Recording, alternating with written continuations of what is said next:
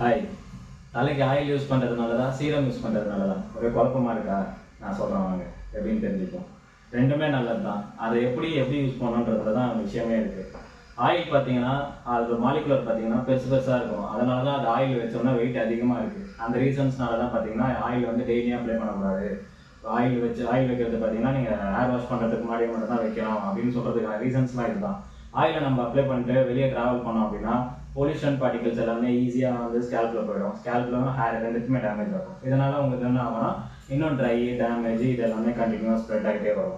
அதுவே serums use பண்ணுறீங்க அப்படின்னா சீரமில் இருக்க மாலிகுலர் பார்த்தீங்கன்னா ரொம்ப சின்னதாக இருக்கும். குட்டி குட்டியாக இருக்கனால அது லைட் வெயிட் ஆயில்னு சொல்லுவாங்க. அது லைட் வெயிட் ஆயில்ன்றனால தான் உங்களுக்கு அது வந்து டெய்லியுமே அப்ளை பண்ணணும் அப்படின்ற மாதிரி சொல்லுவாங்க. நீங்கள் டெய்லி அப்ளை பண்ணுறதுனால என்ன பெனிஃபிட்ஸ்னு கேட்டிங்கன்னா, இப்போ நீங்கள் ஃபேஸ்க்கு வந்து சன்ஸ்கிரீன் யூஸ் பண்ணுறீங்களா, எதுக்காக யூஸ் பண்ணுவீங்க? அது ஃபேஸ்க்கு வந்து ஒரு SPF சன் ப்ரொடெக்ஷன் அப்படின்ற மாதிரி தான். அதே சேம் வந்து ஹேருக்குமே